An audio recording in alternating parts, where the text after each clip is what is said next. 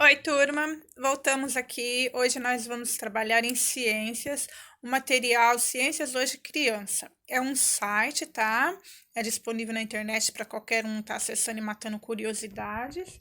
E é dele que nós temos tirado nossas aulas nesse período de pandemia. Falando em pandemia, o que nós vamos falar hoje? Sobre o coronavírus. Pois é, coronavírus é uma doença de bicho ou de gente? Ele se espalhou pelo mundo todo, fazendo muita gente adoecer.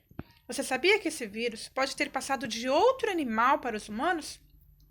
E por que as pessoas pegam doenças de outros animais? Vamos descobrir?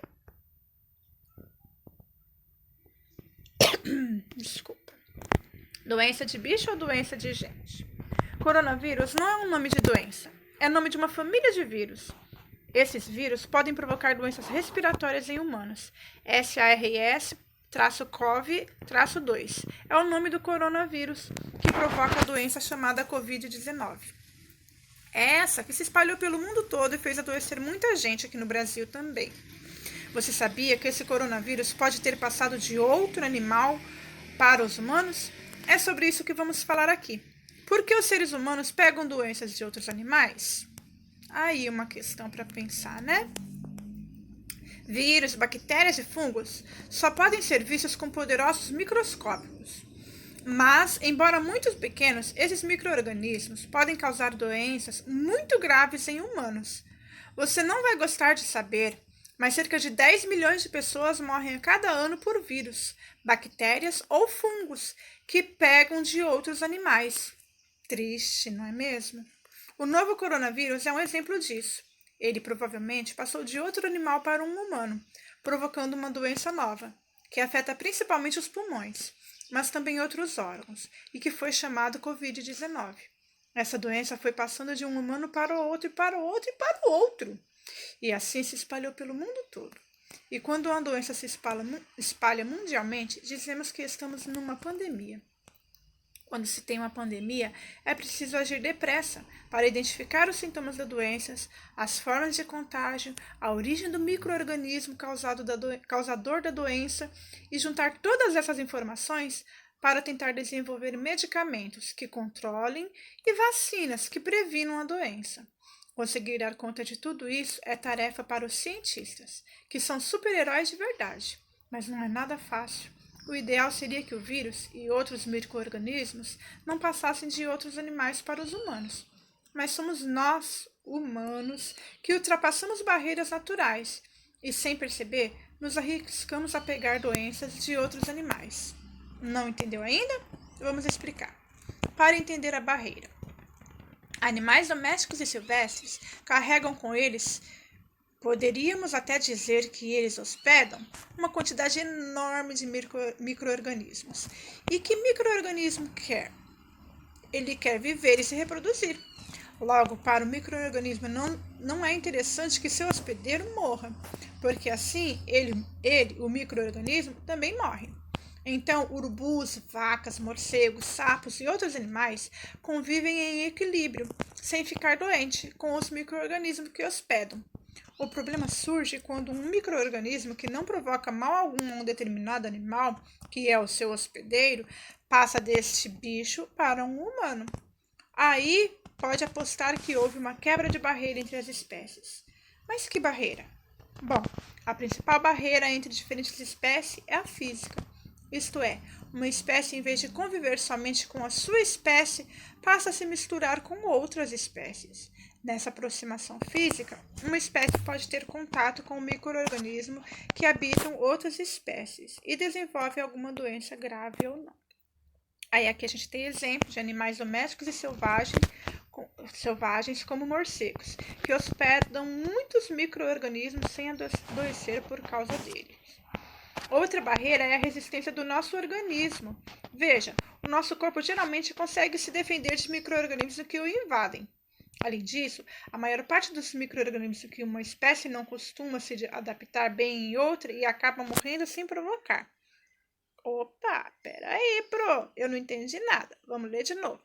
Além disso, a maior parte dos micro-organismos de uma espécie não costuma se adaptar bem em outra e acaba morrendo sem provocar qualquer problema.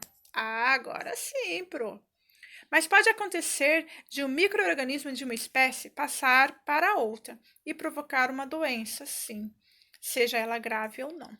Então, galerinha, o texto continua, mas por hoje a gente vai parar por aqui. O que eu queria explicar para vocês é o seguinte: infelizmente, essa doença que nós estamos enfrentando nesse período pandêmico, o Covid-19, era um simples micro-organismo que vivia lá lindo e feliz nos seus bichinhos habituais. O que aconteceu? Ele acabou passando para um ser humano e houve uma metamorfose provocando todos esses males que nós estamos vivendo hoje em dia. É isolamento social, é milhões de pessoas morrendo diariamente, é pessoas ficando doentes, a crise econômica que acabou abatendo pelo mundo inteiro, a crise política, porque os políticos não aguentaram a situação e estão entrando em pânico também. Então, todos esses problemas que nós estamos enfrentando por conta da pandemia mundial, geral, veio tudo de um micro-organismo tão pequenininho que o meu dedo não consegue segurar. A gente só pode observar ele com a ajuda de um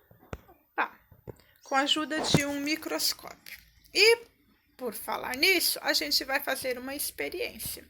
Nosso objetivo de hoje é então, nós vamos fazer uma experiência. A experiência tem uma pergunta. Olha só. Micro-organismos soltam pum? Ainda nesse site, tá? Ciências Hoje de Criança, que nós estamos trabalhando. Tá escrito assim, ó. Micro-organismos são seres microscópicos que vivem em todos os lugares do nosso planeta. São tão pequenos que nós não conseguimos enxergá-los.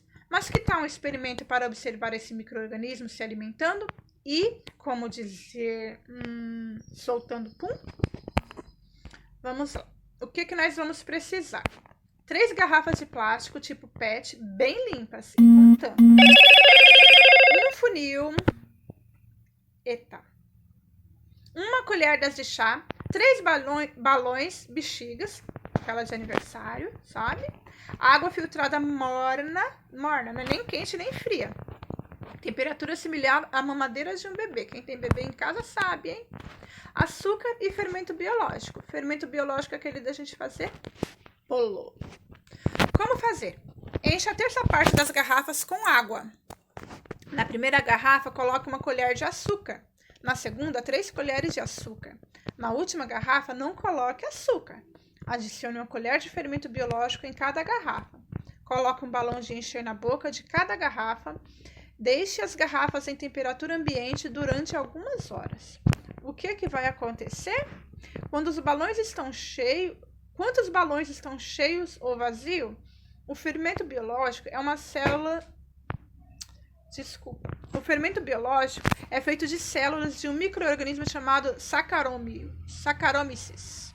Essa levedura se alimenta do açúcar, da água e o transforma em gás carbônico, processo chamado fermentação. Quanto mais açúcar na água, maior a quantidade de gás produzido. Sem açúcar, o micro-organismo não consegue produzir gás. Produzir nesse caso significa liberar o gás, ou seja, os balões se enchem com o pum do Saccharomyces. Então vamos lá fazer esses balões soltarem pum aí, galera. Eu quero que vocês façam o passo a passo aqui. Organizem bonitinho, gravem um vídeo igual a nossa última experiência, tá bom? E coloquem no grupo para a gente estar compartilhando com os colegas o resultado de cada um. Combinadinho?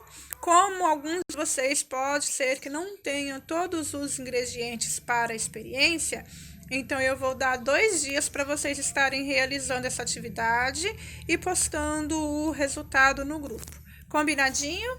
Beleza, galera? Eu espero que vocês se divirtam fazendo essa atividade também, porque da última foi muito bacana. E a gente se vê na próxima aula. Na próxima aula de ciência a gente continua com esse texto, tá bom? Dá continuidade. Beijos!